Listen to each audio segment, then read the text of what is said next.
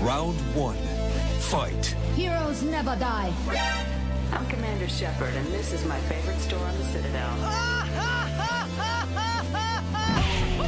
I used to be an adventurer like you. Then I took an arrow in the knee. Power, sex, power. They both come down to one thing. Hungry gamers.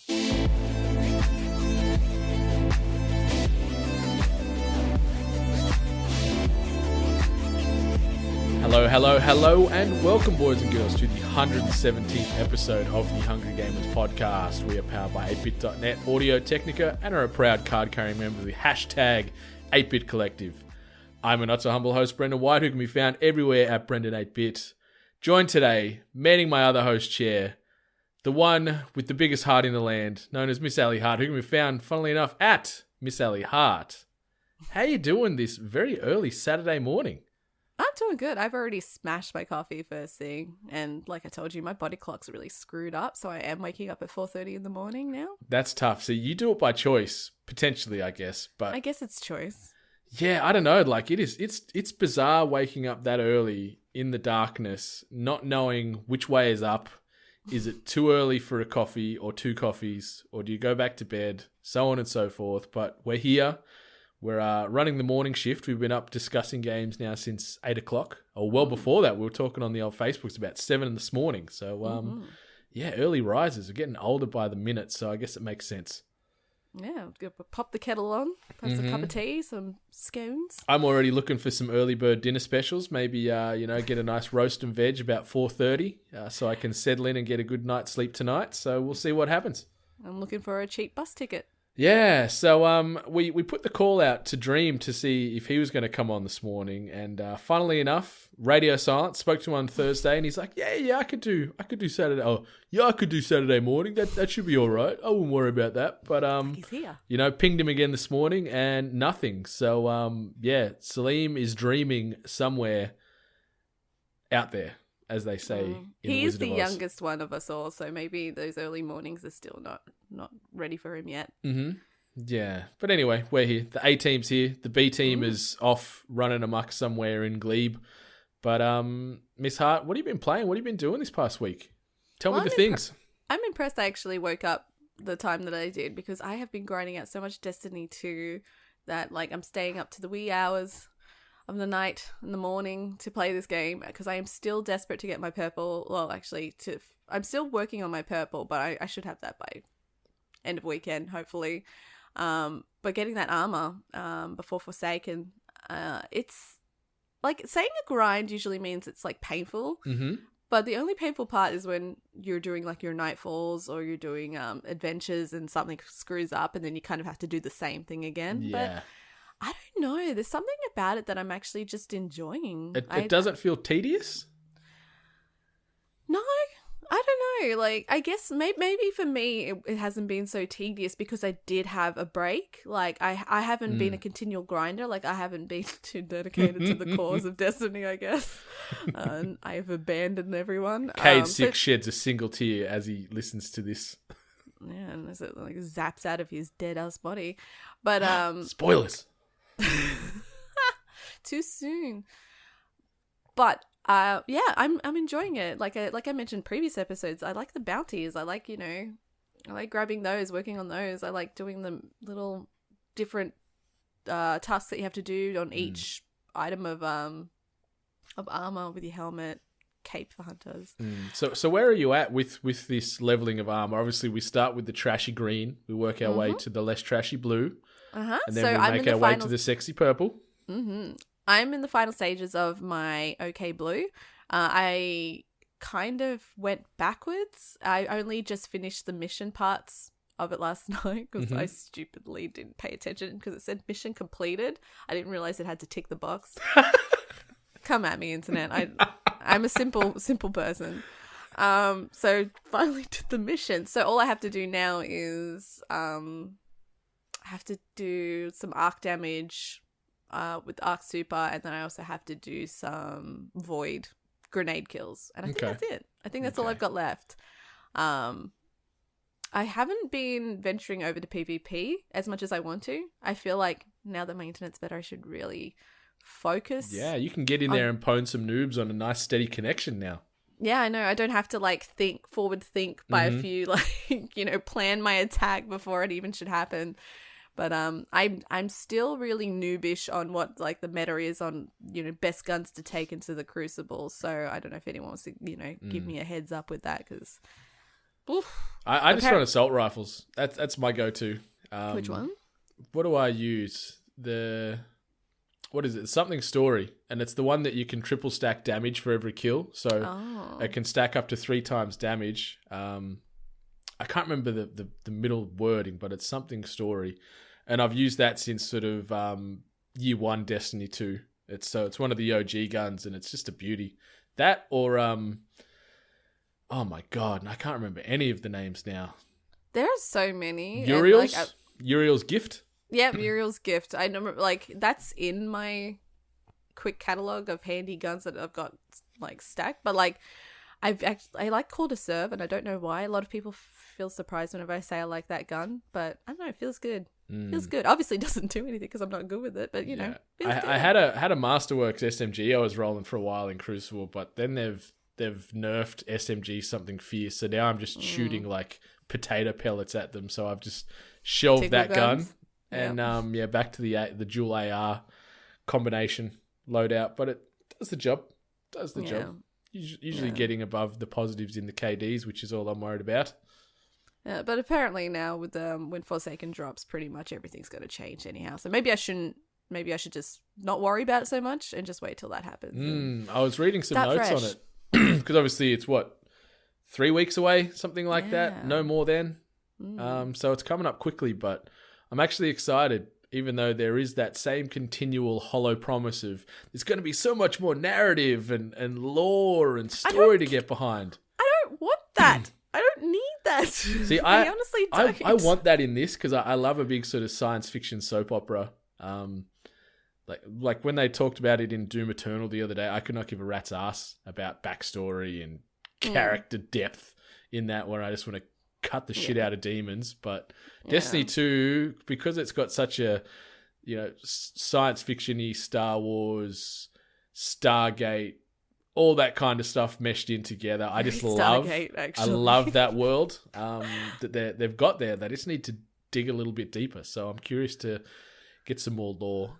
I liked how they did it. Like, Destiny didn't throw it in your face. It's like, hey, if you want to know more story, it's out there. You can find it. But for those that are not interested, it's there. Like, it's in the background. Yeah. I've had people like tell me, like, when so-and-so did this and blah, blah, blah. I'm like, I have no idea what you're talking about. Yeah, because there's all those grimoires that you can find on like the Bungie Destiny website and stuff. And it's like, I like reading stuff, but in games, just show me in-game. I don't want to have to go to a website and find the article and read it that way. I want to discover that and have it uncovered to me while I'm playing.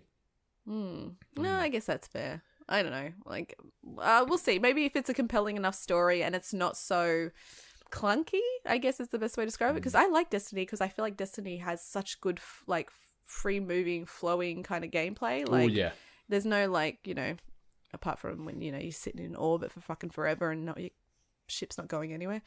But for the most part, it's free-flowing, and I like the movement. I like this pace of Destiny.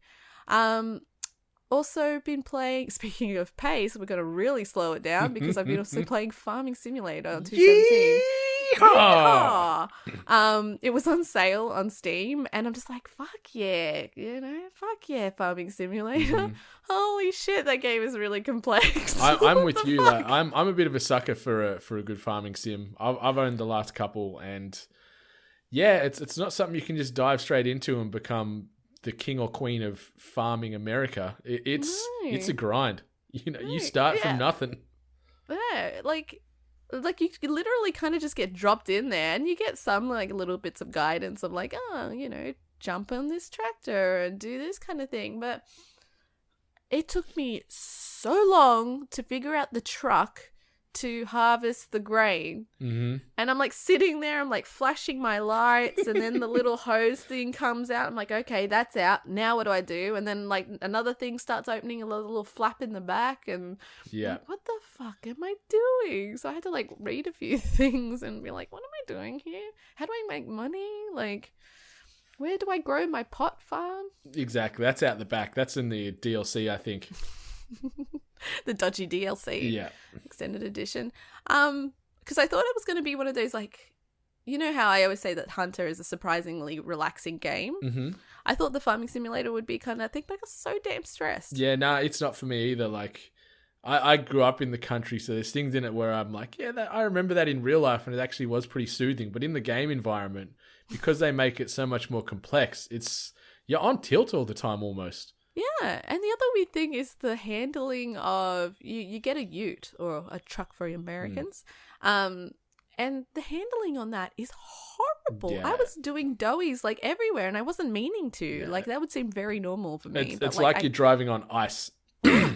The handling is terrible. So I opted to drive into town with my tractor because the ute was terrible. Just tipping your hat to the neighbours as you're cruising past. My lady. Yeah. Howdy, Mary Jean. But then I found the basketball court and then I didn't leave. So I played Farming Simulator just to play NBA, really. That is hilarious. They're good games though, but yeah, it's not as any farmers out there or budding farmers. It's a tough slog in the digital world. It's also a tough slog in the real world, obviously with droughts and things. But farming sim ain't a walk in the park. No, it ain't. Ain't a walk on a farm. It ain't nothing. No. I don't know if I just honestly thought the Farming Simulator game would be just relaxing, or like, I think I want something like that, but maybe a bit simplified. I play Stardew Valley. I'm good. I'm good.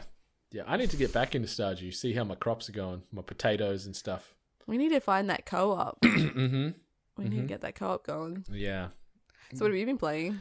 I went back and gave We Happy Few another go because obviously it released in full last week.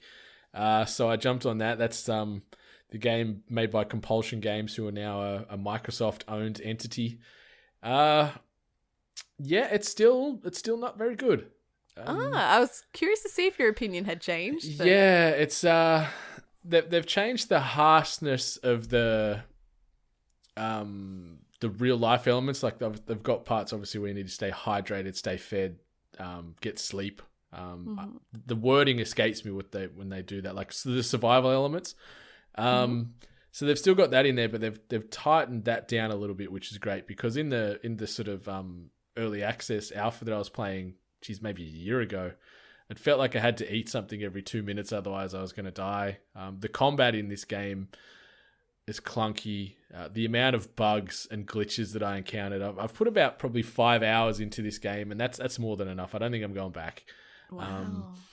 But just the weird animations, I'll occasionally like come across another NPC, and they'll glitch and be like in the sky or above like a little wood fire out in the open, or start sort of doing these weird audio loops. The enemy AI the other day, I snuck into a little enemy camp, and I was hiding, and then I got noticed by these two enemies, and I tried to move out of there, and I got stuck on some like bit of wood, and it glitched me into the wall, and then the two enemies were like half a centimeter away from me, swinging their weapons at me to try and kill me, but because I was glitched in, they couldn't hit me. I couldn't shoot them. I also couldn't get out. So I actually had to like force quit the game. So things like that, like... Wow. Yeah. This game got a lot of like hype, and it's had quite a big campaign behind it for its release. So I'm actually really shocked to hear like these kind of glitches that are happening in the game. Yeah, it feels just like it's that tech alpha I played way back when, but now it's a quote-unquote full release. I like the story. Like, I like where they're going with that, where it's this dystopian late 1940s, the Germans won the war, and there's unrest and conflict through Europe and the United Kingdom, and everyone's being forced to take this drug joy to be to conform to society, and there's media blackouts, and everything's dictated from sort of this highbrow society. But the second you get off the drug, you're a social outcast and you're thrown out into the slums. But then you see things normally that way too. So it's interesting. You take the drug and it's all sunshine and rainbows, but you stop off and it's grey and bleak and monotone and poverty stricken and violent and stuff like that. Sounds like an amazing concept though. Yeah. So it's sad to hear that it maybe didn't get as well executed. Yeah, the bones were there to sort of create something pretty magical, but just the execution was sloppy. The combat's a bit janky. The character upgrade system leaves a bit to be desired. The stories and the little sort of side stories and missions you go on are pretty hollow. It just was like, man, okay, righto. So, sorry, So Compulsion we the happy Games. few, except for Brendan. Yeah, I was definitely not one of those happy few. I was one of the unhappy majority, which I think is a common thing from reading release reviews since the game's been released and things like that. I actually haven't read the reviews. Yeah, it's very like ho-hum, middle of the road sort of at best. Damn. Yeah. That's so weird. It's always interesting to see how a game goes from like maybe an E3 announcement where there's a bit of hype and a bit of like, build up behind it. And then it kind of gets released. Like, because I didn't know this was getting released. I didn't really have any interest in it. It gets released. I see, videos of people playing it on YouTube kind of pop up. But then just dead air. Yeah. I'm curious if any of this rushed release has anything to do with the acquisition, like Microsoft buying Compulsion Games. So maybe they've already had their focus shifted to their first Microsoft exclusive. So maybe they just sort of patchworked this thing together and just got it to market. And obviously there was some delays here in Australia, at least, where the game was refused classification and had to go through a resubmission process to get the sign-off to be released on our shores. So, I don't know. I don't know what's going to happen. But now they're Microsoft's trouble. Problem? So, problem. So we'll see what happens. Guess that was the right word to use. My bad. It's sort of kind of relevant here. And the other game I've been dabbling on is a little sort of indie gem made by a singular guy called Lucas Navratil. I think that's how I pronounce it. Sorry, Lucas, if I've completely butchered that. But it's called Toby the Secret Mine on the Nintendo Switch. And it's like a little side-scroller, side-scroll puzzler game. Very similar to Limbo, done by Playdead. So similar art style, very dark, monotone, grayscale. They do have a few more color pops, and the puzzles and things are a little bit more accessible, and it's a bit lighter in tone than Limbo.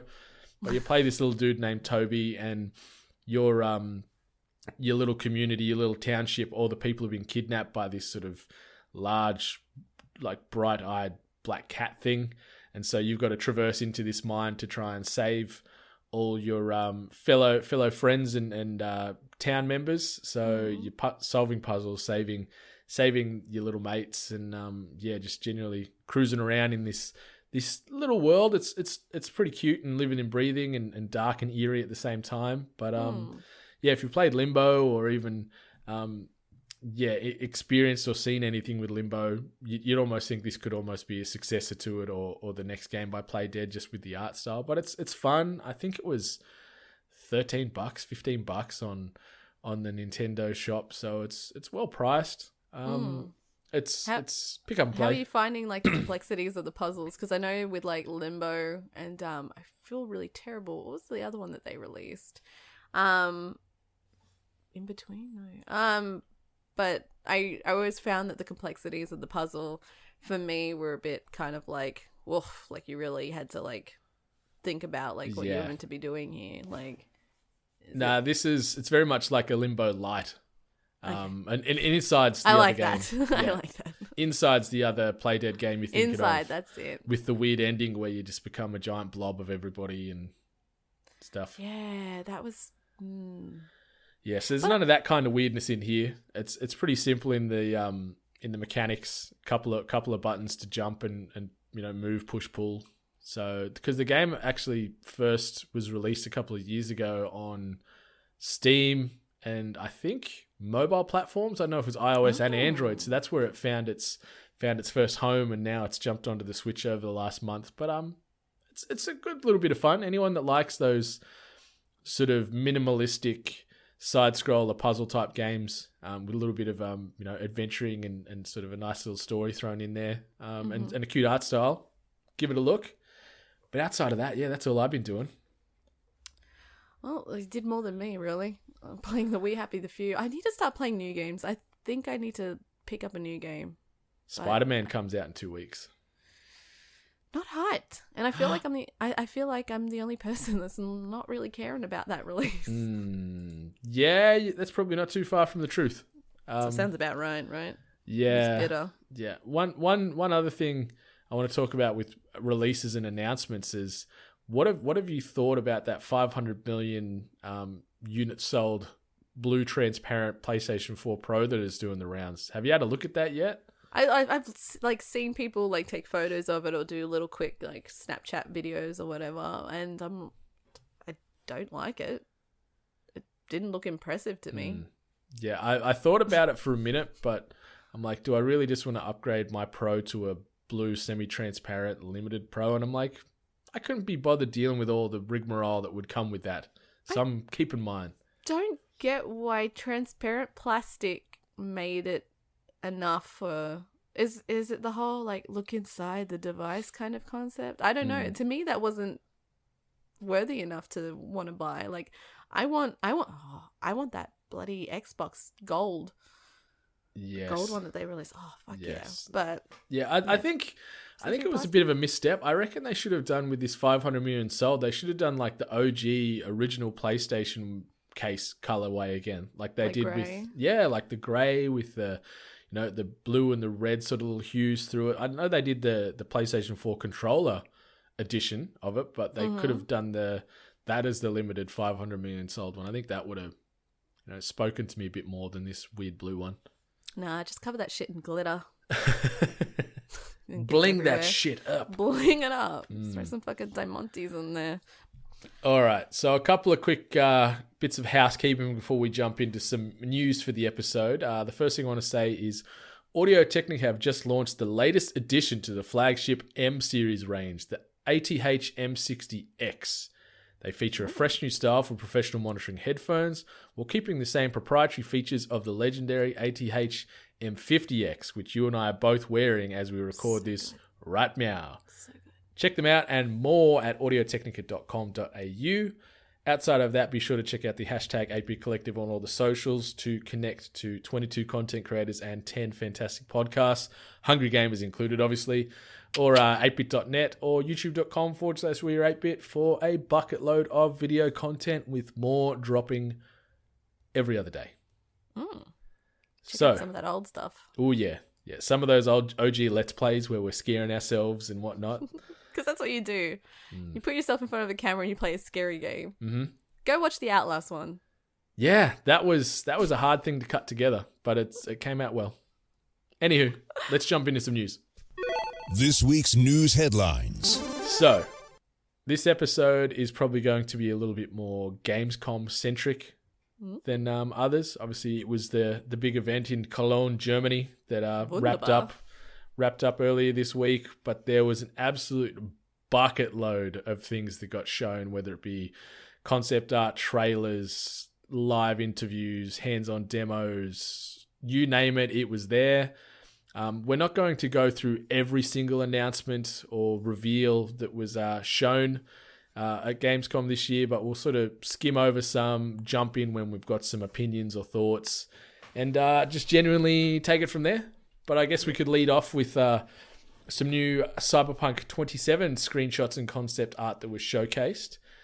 They also shown the same gameplay demo from E3, but there was a few notable differences, including a male playable character, evidence of its LGBTQ plus romance options, and a new path through the mission that we saw played out at E3. So, a lot of hype. Interesting about that romance, especially the tweet that happened, but that's okay. Yeah, that was interesting. So, yeah, Cyberpunk 2077's official Twitter account got into a little bit of hot water when Rice D's on Twitter posted, "I want more guys," and Cyberpunk 2077 replied, "Did you just assume their gender?" Which obviously refers to a pretty big internet meme that does the rounds these days. A few people got up in arms about it, saying that Cyberpunk 2077 or CD Projekt Red could be potentially transphobic, so on and so forth, belittling all those subsects and whatnot. But yeah, what do you think about this? It's risky business looking after like a business's Twitter, like some people succeed with the sassy attitude, like, Wendy's for starters. So, but then like with this, I guess it was just a misstep on the person whoever looks after the Twitter and just kind of made what they thought was a joke. They thought it was funny. They probably honestly didn't think much of it. And then boom, internet. Like, I've obviously got no opinion about, like, what was said and who got offended and everything, but just the thought about how one tweet can just change, like, your momentum, essentially. Like if you go into the apology tweet and you see, like, a lot of people saying, like, no, I'm not buying the game, screw you, we're not going to buy the game. It's just like, shit, man. Like, one tweet. One tweet. Yeah, so they quickly... deleted that tweet and issued an apology, stating in quotes, sorry to all those offended by one of the responses sent out from our account earlier. Harming anyone was never our intention, end quote. So, yeah, as you hit the nail on the head there, I think it's a quick way to outrage society. It's a very slippery slope. And yeah, there's few sort of social media accounts on behalf of brands that can sort of toe that edgy meme lord line well. Because you take one wrong step and you've got the entire internet rage on your ass pretty quickly. I don't think this is obviously going to undo any hype behind Cyberpunk 2077. From all accounts, the sort of behind the scenes interviews and things that were doing the rounds with various members of the CD Projekt Red staff, they're saying all the right things. They're saying the game is now playable from start to finish. So they've got the rough build put together of the game, but there's still no release date, not even a release year at the moment. All that they're saying is they intend to have this game released on this current gen's platform. So maybe by late 2020, I'm assuming it will probably be the cutoff before the next wave of Xbox One X 75 and PlayStation 5s come out. So it's so weird. Why would you aim to be like, yeah, you can play it on this gen, but we don't know how long that's going to be till you get the release? It's like, so you could be outdated by the time it comes out, which is what no one wants. Yeah, like I've got nothing but faith from that studio. Obviously nailed the Witcher trilogy. So yeah, just do it right. Take your time, but please don't make us wait too long. I'd love to see something late next year, but we'll see. And just keep your little 20-year-old meme lord community manager off the Twitters when they can. Just take your nephew off your Twitter. Exactly. So after that, Battlefield 5 gets an open beta date, which is going to launch on September 4th for early access for people on Origin Access Premiere, or for those who have pre-ordered, and then September 6th for everybody else, which is pretty cool. There was a few brand new videos as well showcasing various modes. Fallout 76 got a new trailer, and they also announced an Xbox One X themed bundle. Did not see this. There was a few Xbox One X bundles. The Battlefield 5 one actually looks mint. It was sort of like this grey gold sort of transition-y hue across the console. Actually looks really nice. I think I actually really want that one if I actually still played Xbox. It's worth it. It's very pretty. That one was gorgeous. Very pretty dust collector. So yeah, Fallout's getting a bundle, Battlefield 5's getting a bundle. There was a few other packages and things announced as well. We got another look at Super Smash Bros. 4, Super Smash Bros. Ultimate gameplay, featuring Dark Samus and King K. Rool. We also got a ton of Assassin's Creed Odyssey information. There was 2 new trailers showcasing the 2 protagonists, Cassandra and Alexios, as well as seeing a boss battle against Medusa. Nice. Which would be insane. I love that character. I remember, what was it? Who was the guy and he had the golden sheath? was it Jason the Argonauts? I think a movie way back when it was done in like the 60s, and they fought Medusa. That is one. Yeah, and they showcased Medusa in that. I think that was fantastic. They need to showcase, evil women with snake hair that turn you to stone more often. I think it still Very bodes untapped true in market. today's society. I think we all know a few Medusas out there, and a few Minotaurs. There's a lot of sons of bitches out there from all walks of life and sexes. So be careful. Assassin's Creed conversation just got too real and just right on the arse end there. Just got really too real. That's what we do here at THG. We keep it real. Homies. It's lit, fam. Next? It's lit, fam. Yeet. Yeah, I hate that one. I'm gonna punch myself in the face with that one. Yeah. Carry on. Yeah. Another. This one actually got me pretty excited. It's one of my favorite things from Gamescom. Resident Evil 2 showed off some screenshots as well as the debut gameplay of Claire Redfield, where you actually meet Sherry, who they've since come out and confirmed was actually for this remake of Resident Evil 2. It was modeled after Newt from Aliens. So I was like, hell yeah, that's one of my favorite movies of all time, coming together with one of my favorite games of all time. I need to look at this. Phenomenal. And they had a battle with William Birkin when he starts sort of hybridizing into one of the sort of tyrant vibes, and looks pretty good. I'm keen. It can't come quick enough. The end of January next year.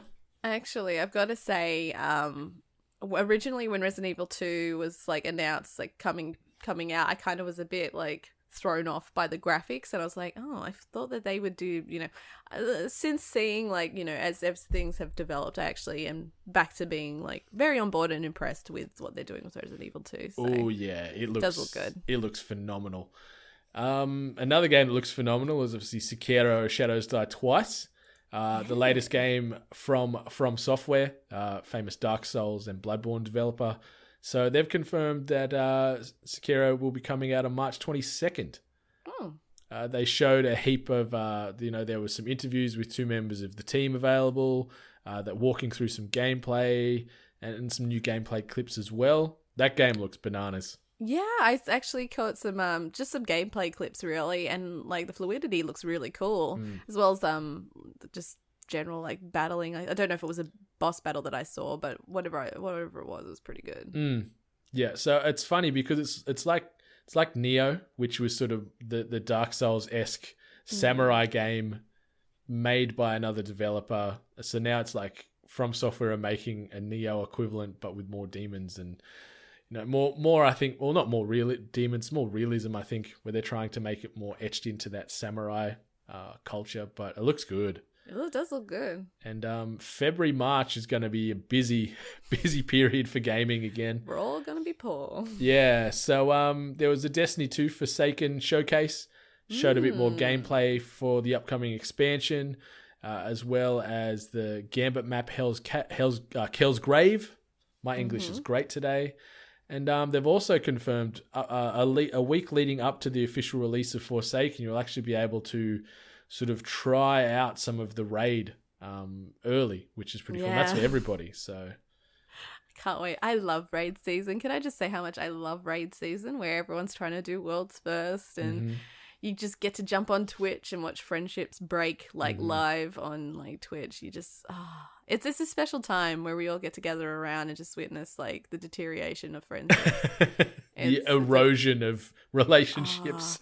And some people just it gets to people so much that just it just unleashes things that they've been holding back. And I was just holy crap, this is better than any drama on TV. But then you also get I also enjoy watching people try to figure out the puzzles and stuff like that. And then there's always one person speaks and then someone's talking over them as they say that.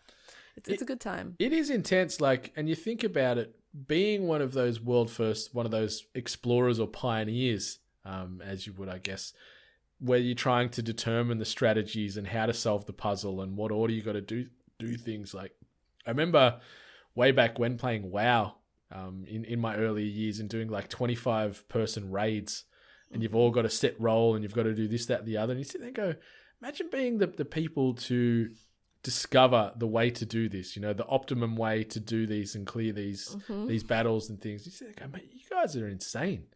Well, with most raids, there's the person that finds how to do it, then everyone does that. And then it's just a matter of how much you can cheese it. And then everyone just does that. And to this day, I still have not completed a raid, so... We'll get you there. One day I'll finish a raid. Yeah, we'll get this latest one done when Forsaken drops. But I'm really looking forward to Gambit, by the way. Gambit looks fun. Watch some gameplay of that. And yeah. I like it. Yeah. No, it's very, very Taken King-esque, this Forsaken release for Destiny 2, where it's going to be the definitive addition to the game and complete it and build a lot of good grace and a lot of trust back into the franchise, I think. FYI, though, friggin' Nathan Fillion not being Cade, hearing that voice work, nothing on Mr. North, but if so be it, if the story is Cade's dead, hearing that voice work, Cade's already dead to me. Yeah, I don't understand the decision-making process behind that. Like, Nathan Fillion is Cade. Yeah. And no matter how high caliber the next person up to take that voice acting role is, it's just going to be a watery knockoff. Yeah, and it like you said, it was Nathan Fillion. Like that character is him. Those characteristics, the delivery of lines, its fluidity was Nathan. So if Cade's actually dead, then yeah, he's already dead to me. If that's how his voice is going. And it's tough too, because you think maybe they just haven't got him into the booth yet to lay down the lines. Like, I'm talking about Nathan being in there, but when when this sort of expansion is a few weeks away, yeah, it looks like there's just been some kind of back-end contract dispute or couldn't come to terms on finances or whatever it is. But it sucks. It sucks. Yeah. But something that doesn't suck. Devil May Cry 5, another new trailer. You see Nero's disposable arms, for lack there of a better term. Just crazy, frenetic combat. Anything that you're used to in Devil May Cry is there in Devil May Cry 5. Dante turning his motorbike into two giant weapons at the end of the trailer. I was just like, what in the fuck? But coming out March 8th, which is crazy. Oh, another March one. All right. Yeah, so after that, there was Life is Strange 2 gets their first official trailer. Twin Mirror, another game from the creators of Life is Strange, got 10 minutes of gameplay shown off. Blizzard revealed a new Overwatch map, which is Busan, which is based in South Korea, and it's tied around Diva's base, which they showcased in a 7 to 8 minute animated short, which I thought was nice. It was cute. No, it was so bad. Like, of all the characters I was looking forward to get an animated short, I thought Diva's one would be really cool. Like, really, like, outlandish, sassy, kind of, and it wasn't. It was really disappointing. I like that they fleshed her out as more of a, like, humble's not the right word, but she was, they grounded her a little bit more. Like, Hana is her real name, and she's part of the mechanical exo force in the Korean army, and she's pretty much the last line of defense for keeping general civilians and populace safe. And she does a big battle against, I don't know what you call those flying squid things. Squid. Yeah. Flying squid.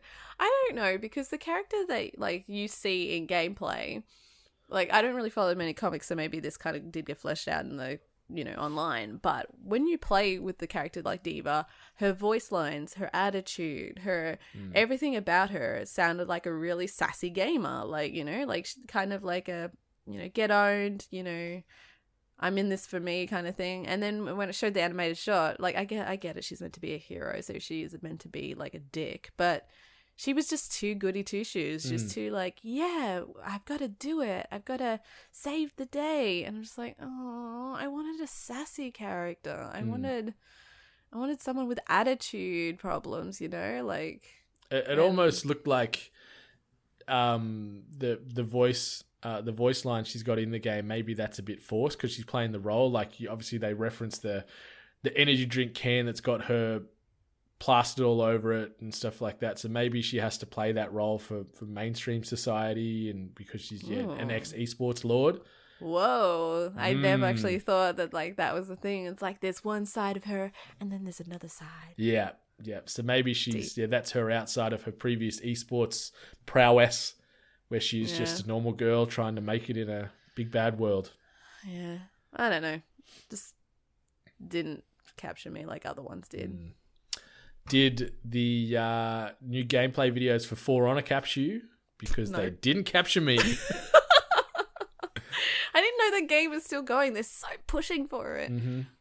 Yeah. I don't wish the demise of any company, but like You're like, I don't get simmer down, that... Ubisoft, simmer down. Calm down, guys. Mm-hmm. People must be playing it, so you know. Yeah, well, I know Benny and NATO froth it, so and the NPC boys, they're all about that For Honor life, but power to them.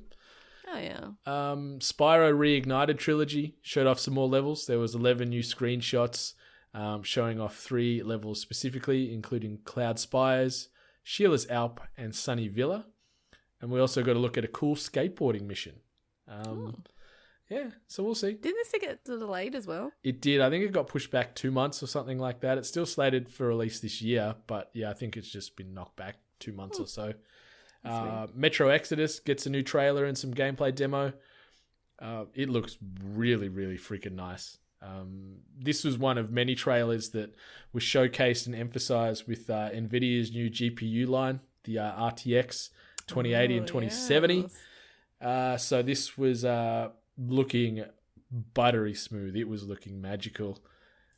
On top of that, Control trailer was featuring the NVIDIA RTX cards.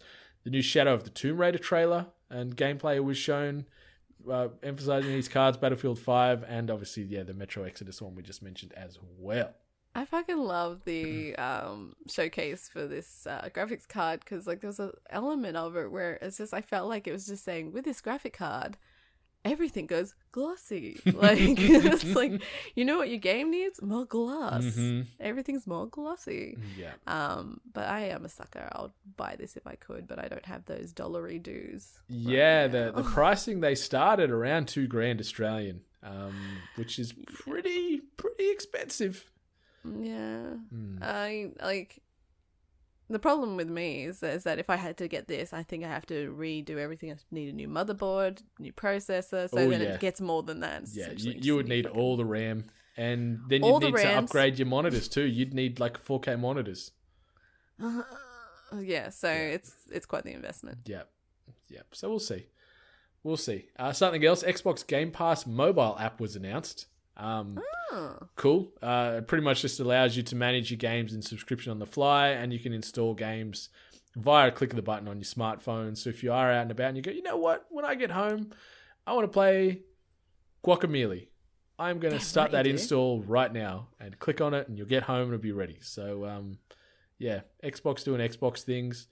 There's rumors with Xbox doing the rounds about a subscription-based service where almost like a mobile phone plan where you can get an Xbox One X, Game Pass, and a few other bits and pieces, and you pay it off at a monthly fee. So that's the next thing that they're looking to go as far as a true subscription or payment plan model, a la or like mobile phone styles for anyone that's looking for a direct comparison. So I don't know how I feel about that. I like it because it allows, I think, more people to get an Xbox One in their hands. You know, maybe people that are a little bit, financially strapped where they can't pony up the big money straight away, where it's $10 a month or whatever it might be. It's clever. We'll see. It's just sort of rumor mill at this stage, but it could have some potential. Comic book service Inky Pen has been announced for Nintendo Switch. So it's a way to read comics on your Switch on the go. So similar to, I guess, what you do with a Kindle or an e-reader or just a generic smartphone or tablet. You can download mostly some of these comic apps and have your whole comic library on the go with you digitally. Yeah. My comics are on my phone, so yeah. The Halo Master Chief Collection is being added to Xbox Game Pass later this year. I don't have the date off the top of my head, but I think it was late September, so it's close. I've never played a Halo, so this might be the time. Oh, damn. Kingdom Hearts 3, the Toy Story level has been was live demoed, where you're flying around Andy's room. It looked pretty, but I've never played a Kingdom Hearts game, so I've got really no real desire or no real attachment to seeing these demos. I'm sure a lot of Kingdom Hearts fans were probably gushing with joy. They were, yeah. Yeah, so new Darksiders 3 trailer was showcased, showing Fury front and center in this one, battling bosses and just generally hacking shit to bits. So, yeah, I'm still surprised that there is a third Darksiders game. The second one was sort of a bit meh for me. I like the first, but the second one, meh. Yeah, played them. New Star Fox gameplay was shown, which is obviously a bit of hype train for the Nintendo Switch. Mm-hmm. More Nintendo Switch talk. Mario Party was available to be played at Gamescom, and apparently playing on 2 individual Nintendo Switch tablets feels like magic is the buzz phrase going around the internets at the moment. They said it was so damn cool watching this game translate on multiple tablets in a live environment. So we'll see. FIFA 2019 showed a heap of stuff, same as NHL 19. Who the fuck cares? But people will buy FIFA. It still's like there's no tomorrow every year. Yeah. They showcased some of the new Battle Royale game, Fear the Wolves, which is set in Stalker's Chernobyl universe, being made by Vostok. Mm-hmm. There was some Lovecraftian-based gameplay shown for The Sinking City, as well as Call of Cthulhu. Outside of that, The Hunt Showdown is coming to Xbox One by the Xbox One game preview, a game that I was excited for probably about 35 seconds. Yeah. And then have not picked it up since. But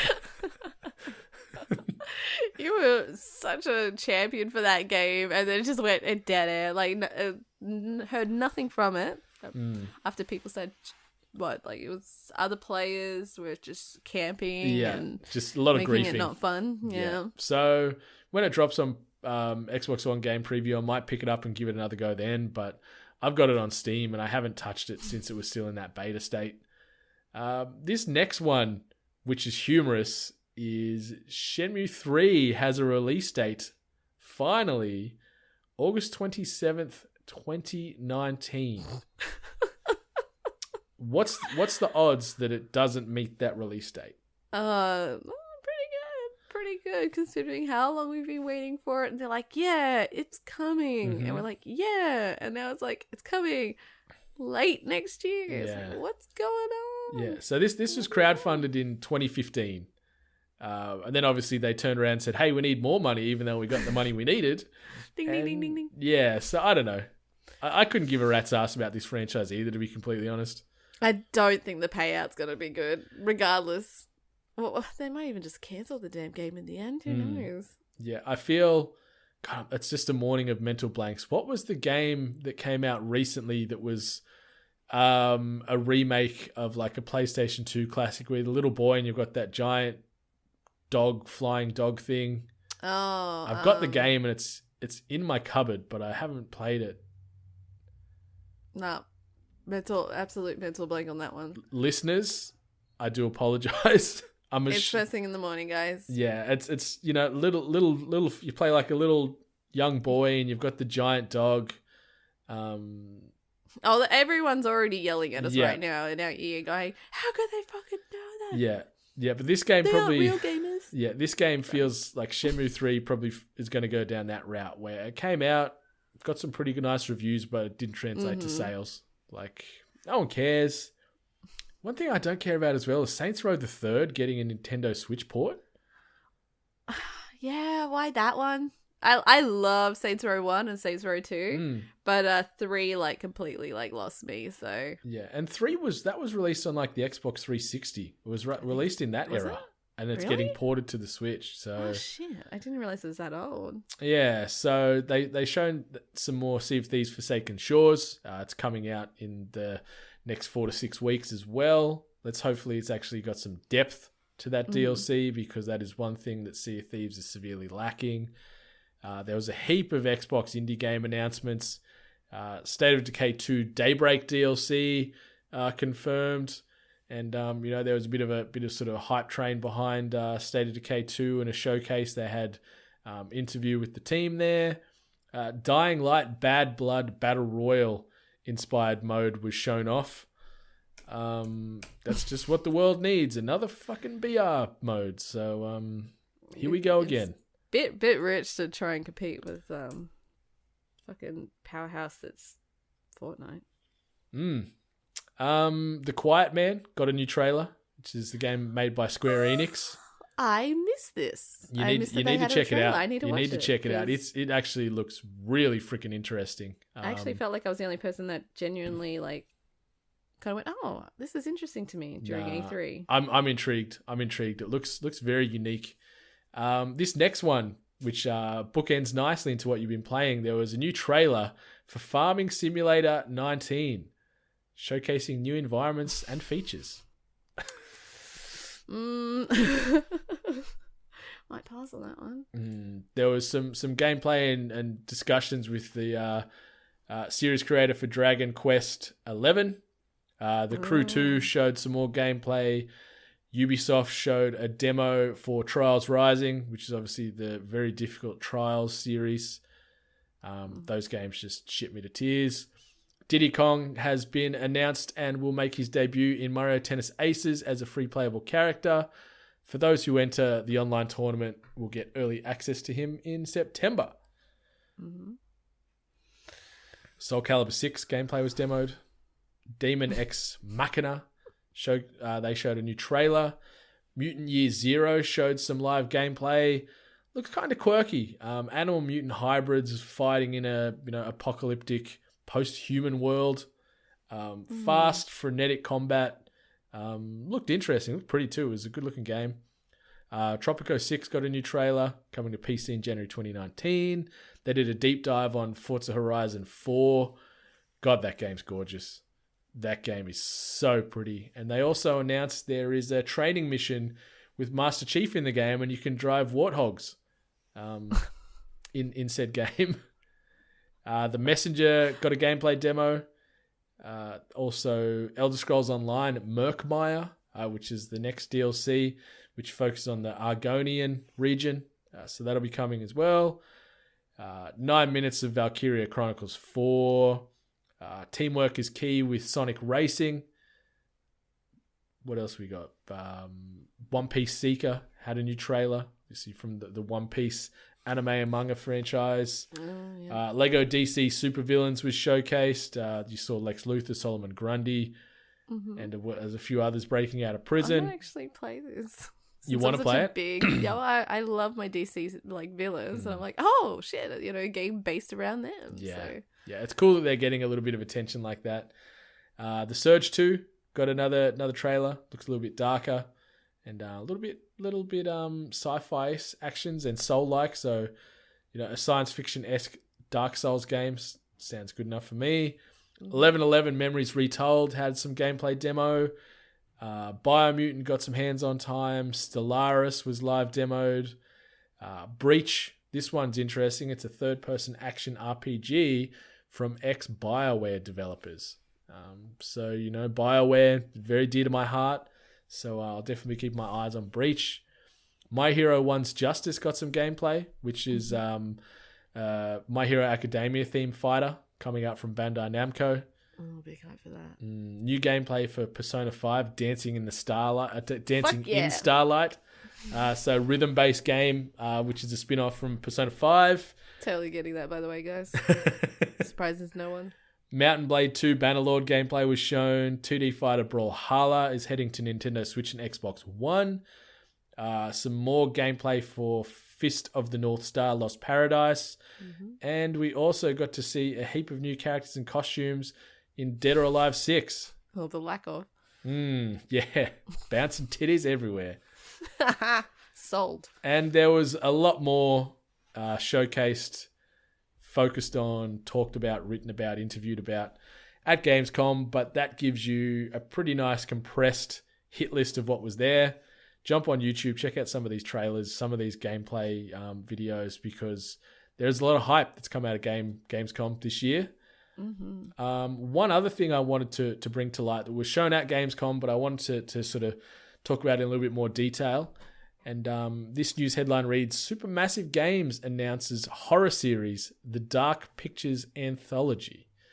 So this comes via Lucy O'Brien at IGN.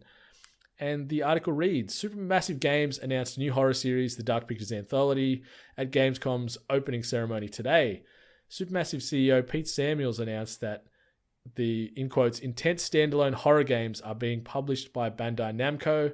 Like Supermassive's horror hit Until Dawn, your decisions, your reactions to horror thrown at you will determine who will and who won't survive, end quote.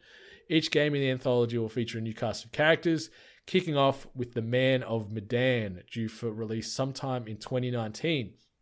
The Man of Medan features a group of divers investigating a World War II shipwreck, who then appear to discover horrors buried in a plane wreck at the bottom of the ocean. The player will take control of all 5 divers in the course of the story. Unlike Until Dawn, which was a PS4 exclusive, the Dark Pictures Anthology is being developed for PC, PS4, and Xbox One. Finally, I hate when PC misses out on all these opportunities. They don't have enough games. Cool. I'm always about like creating more horror games. I did watch the little video for The Man of Medan, or is that how you say it? That's how I'd say it. The graphics looked amazing. The scariness though? Yeah, there wasn't a huge amount of scares in that trailer. You don't think they tried? They tried a little bit. Like, it was at the end, there was a few, but I think it was more of like the tension build up. Like, there was parts in it where you see them like diving down in the ocean, things like that. I think would be scary. Like, no doubt, your lights and your torches are probably going to go out in the ocean. They're going to flick on. There's going to be some kind of evil monster trying to get you, or a big shark or something. But yeah, if this is more like Until Dawn as opposed to, say, The Impatient, which is the PSVR game they released earlier this year, I'm so keen. The fact that they've said that they're going to be standalone horror games, so maybe they'll be smaller experiences, but new cast of characters in every single one, where they do have that butterfly effect in them, man, I'm keen as beans. I hope they have that element that I really liked Until Dawn, when you had the totems, and then each totem you collected a bit of the story unraveled. I freaking love that sort of shit. I love that shit when they did it in Assassin's Creed 2, when you solve those puzzles with the little glyph things. Yeah. So I hope if they stick to like the themes and the gameplay of Until Dawn, and just, you know, be creative with whatever environments that they're doing, I think this could be really, really successful. Like, it's kind of reminds me of like Telltale and how they do episodic series kind of things, that it just keeps working. So let's hope. Yeah, I'm hoping it's a bit of a return to force for Supermassive, because they've sort of left a little bit to be desired after The Impatient, which started fantastically but ended like a dump truck on fire. It was just like so that. Was the game called Last Guardian that we didn't? Yes! Then. The Last Guardian. Yeah. There you go, listeners that stuck it through and were probably yelling at us through their... They already turned it off. They lost faith in us, so those who stuck through. You bunch of posers. First you said Lit Fam and Yeet, and then you can't remember The Last Guardian. You're dead to me. Yeah. Okay, so the next bit of news. The headline reads, 21 years after Goldeneye Nintendo 64 came out, it's official. Playing as Oddjob was cheating. Duh. And this comes via Wesley Yin-Pool over at Eurogamer. And the article reads, in an oral history of Goldeneye published on Mel Magazine, Carl Hilton, who was the lead environmental artist on the game, and Mark Edmonds, who was the gameplay and engine programmer, put the long-running debate to bed. If you picked Oddjob, you were a dirty cheat. In quotes, we all thought it was kind of cheating when we were playtesting with Oddjob, but it was too much fun to take out, and there was no impetus from any of us to change it, end quotes, Hilton said. In quotes again, it's clearly become part of the culture and folklore of the game, I noticed playing Goldeneye, as Oddjob was mentioned in Ready Player One. So ultimately, I think it's fine. It's definitely cheating to play as Oddjob, Edmund stressed. But that can just add to the fun when you're all sitting there next to each other and berating, poking, hitting the person who chooses him. End quote. So, Oddjob. I think this was sort of known from the outset. I remember playing Goldeneye 64. I can't remember how old I was now. It would have been, It's 94, wasn't it? 94. My goodness, I was like 8 years old. And even at that age, I knew picking that guy, you were being a turd. I used to always play as Arctic Commando. And so then you'd be in Facility and then... Oh, no, not Facility. What's the other one? Stack. Yeah. And you would just blend in with the walls. Yeah. I used to play Jaws because sometimes his chop was right at the head. So... Yeah. But... I'm surprised they didn't bring up Jaws being cheating, to be honest with you. So, yeah, he's but a Oddjob, beast. everyone knew Oddjob was a cheat. So everyone, you would do the kneeling position and then just chase him that way. Mm-hmm.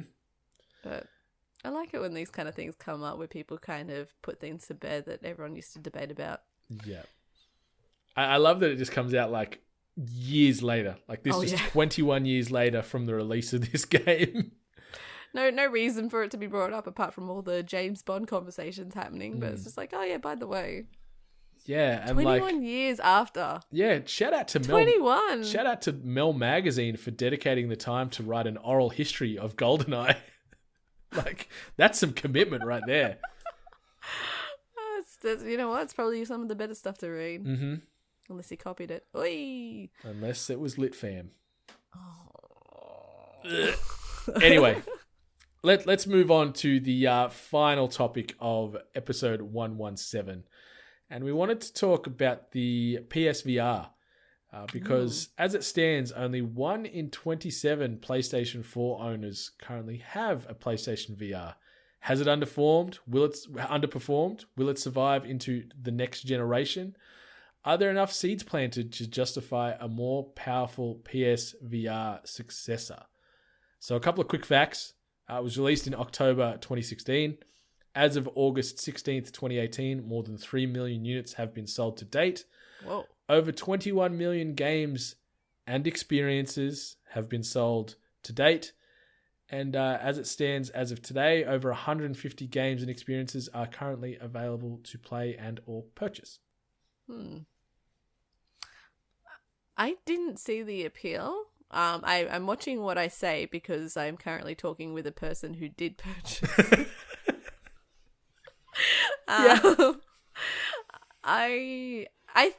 In regards to justifying a successor, I definitely think evaluate what people didn't like about it, fix it, re-release it.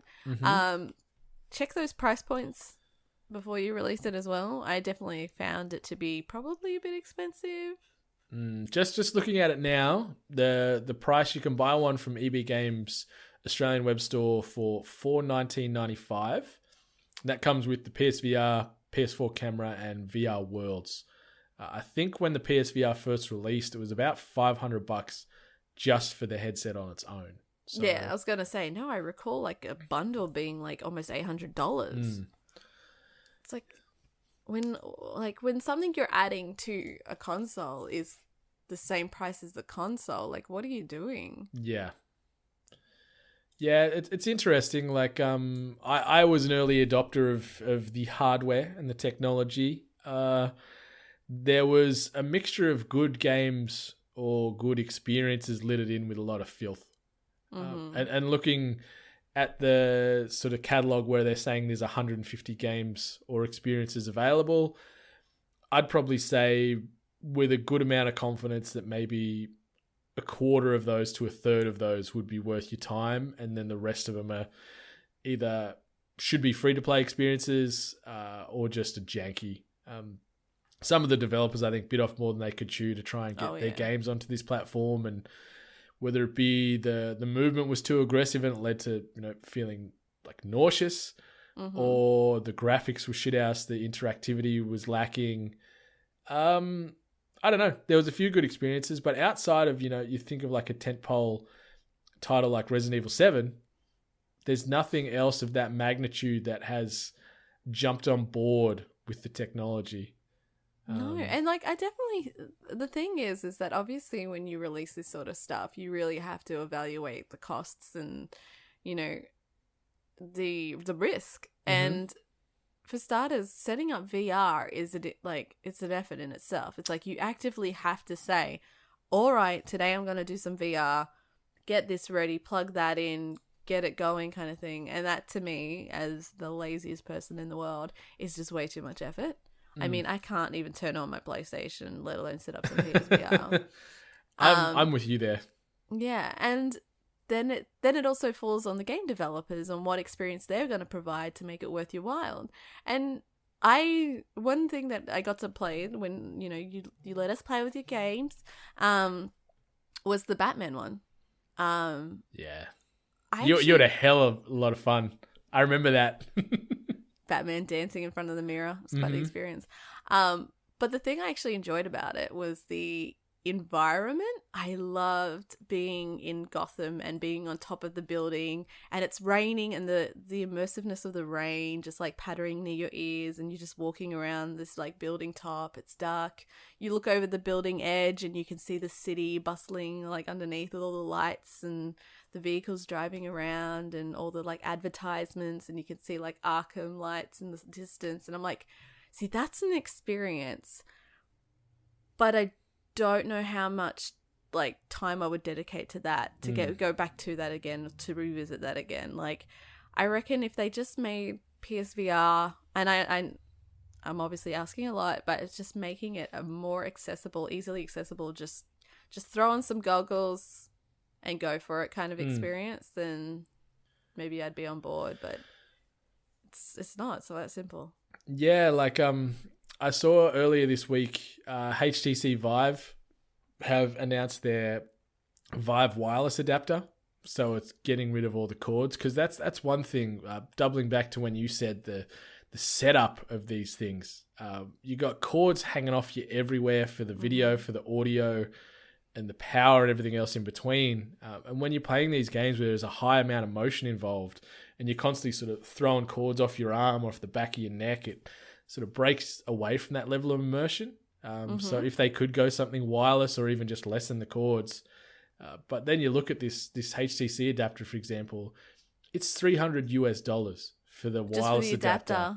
And that will give you battery up to about 2.5 hours of continuous use. Oh, 2 hours. Yeah. So, and I guess that kind of makes sense a little bit, because in some of these games, playing them for long periods of time, you do start to feel a little bit sick, or at least I have, and know other people that have.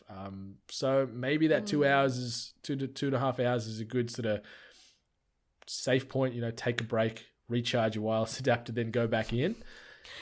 Unplug all your cables, your other cables that you got going on. Go outside, get some sun.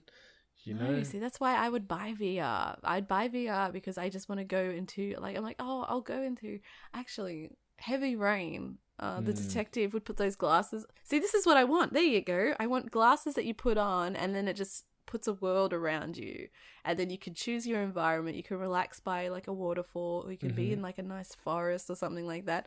I would buy VR for that. Yeah. I'm all about the rain noises when you go to bed and that kind of shit. So make that happen. Make it glasses. I'm on board. But until we stop putting the fucking dustbuster size thing on your head.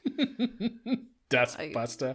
It's about the size of it, roughly. Yeah, that's about fair. as heavy. Like, it's bulky, and it's a serious bit of kit. Like, and they have been talking about a PSVR, let's say 2.0, being in the works, where it does lighten the load of the physical unit and lessen some of that cabling infrastructure. But just looking at these figures, like 1 in 27 owners of PlayStation 4 have one. You know, that's not a very high attach rate. And when you're looking at 21 million games sold, that's 7 games/experiences per PSVR unit. And some of the, and you know, it doesn't dive into the semantics of if those experiences are like the free to download demos and stuff. Yeah. So it's hard to translate what actually works or equates to physical sales and you know, money generated. So I wonder how many of these are linked with those. I don't know how many there are in Australia, but I know in America you'll find in the malls there'd be people doing VR experiences, kind of like an arcade.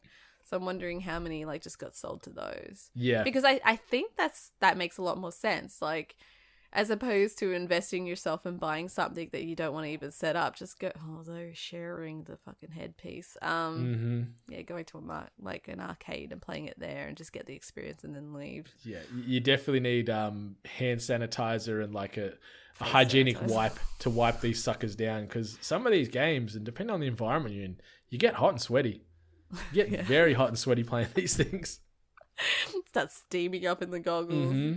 Yeah, so we'll see. Like, I definitely think VR's here to stay. Maybe not long term on the PlayStation, just because they haven't been known to support a lot of their additional hardware or peripherals. They've been pretty bad with that historically, with all their other products. So Appreciate maybe Xbox kind of just went, nah. Yeah. Yeah, we're all right. The Kinect failed miserably. So like, yep, I'm out. See you later. Yeah, shame about the Kinect. Yeah, so we'll see. I'm curious. I wouldn't mind to see a more powerful successor, but if it's just simplifying the cable management and lightening the payload, like it's not incentive enough for me to buy it or upgrade. I'd just keep with my OG Gen 1, which is sitting in the cupboard behind me, tucked away, gathering a little bit of dust. But I've probably got one of the biggest PSVR gaming catalogs there is. I think I've got 60 titles, something like that. What the fuck? Yeah. Really? Yeah. Yeah, it's a secret shame of mine. But they seem to go on sale a lot. So when I see a lot of them on sale, I'll just pick up a few here or there and buy them all digitally. What was the best game that you got? I think Resident Evil 7 in PSVR has probably been one of the best experiences. Biased. Yeah, a little bit of bias. I really liked, as you said, the Batman experience was phenomenal. Even some of the tech demos, like one of the deep sea ones where you go down in the ocean in the shark cage. I thought that was really cool, really immersive. Anything horror based lends itself to VR, I feel. Anything jump scary or atmospheric is perfect for virtual reality. But I want to actually, because I've downloaded like a couple of David Attenborough documentaries and things that are in PSVR. So I actually want to try it down that route as well and see if maybe it translates a bit better to that medium. You could do that. What was it that you could do with your phone? And like YouTube would let you do it as well. And you'd have the little box. Oh, yeah. The Google Cardboard or whatever it was. Yeah. When they did that, that was great. But I don't think that really ended up picking up that well. Yeah, we'll see. We'll see. It's like we want the future, but we don't want to put the time and effort into the future. So exactly. We want the future now. In my eyeballs. But yeah, that is the news and the focus topics and everything else in between this week on episode 117. Miss Hart, is there anything you want to say or mention before we close this bad boy down for another week? No, not really. I'd taken all your Destiny advice. You can take away all your Destiny hate. No, you can give it to me as well because I get it. But yeah, just give me your tips. Give me your favorite guns. Give me what would work. I am a person with low patience, so I was going to say give me hard and fast. So I'll leave you with that. And please, faceless person known as I wish I didn't know NATO, step up. We want to know who you are. This feels like the Who Shot Mr. Burns episode on The Simpsons. It was Mr. Smithers. Damn it. Waylon Smithers. Step up, I wish I didn't know NATO. We want to know you. And why you threw so much shade at our baby boy. My favorite thing about all of this is like we've been so review positive and we get that one review and we're just like, no, let's put it under the magnifying glass. I find it kind of funny.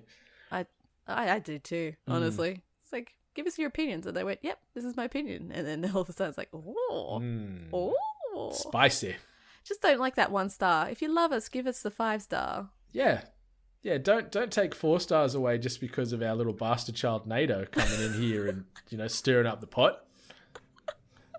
Show us some love. For every other person that hasn't sent us a review and you love us, show us some love. We're feeling a little neglected now. Yeah, but keep those subscriptions, ratings, reviews coming on the Apple Podcast platform. But we also are on every other every other podcast platform in the world, as well as Spotify. So subscribe to us on Spotify if you want to have us on the go that way too. Make a nice, sexy Hungry Gamers playlist. Put it on before you go to bed, or maybe when you're jumping into the bath. A bit of bath salts, candles, maybe some red wine. Chuck a bit of Hungry Gamers on and relax the night away. I can't think of anything less sexy, romantic, or harmonizing to I don't know if I want to think about people jumping in a bath listening to us talk. You were the one about 60 seconds ago mentioned you liked it hard and fast. Fast? There you go, guys. Bubble up those bubbles and light those candles. That's it. Anyway, find Ali at Miss Ali Hart. Find me at Brendan8bit. And find the rest of us all at We're 8bit. Until next week, 8bit Nation, much love. Stay hard and fast. Bow chicka wow wow. You've been listening to The Hungry Gamers, one of many gaming and geek culture related podcasts from the 8-Bit Collective over on 8bit.net. Check out more episodes on your podcast service of choice. And while you're there, please be sure to rate and subscribe. Until next time, boys and girls, stay hungry.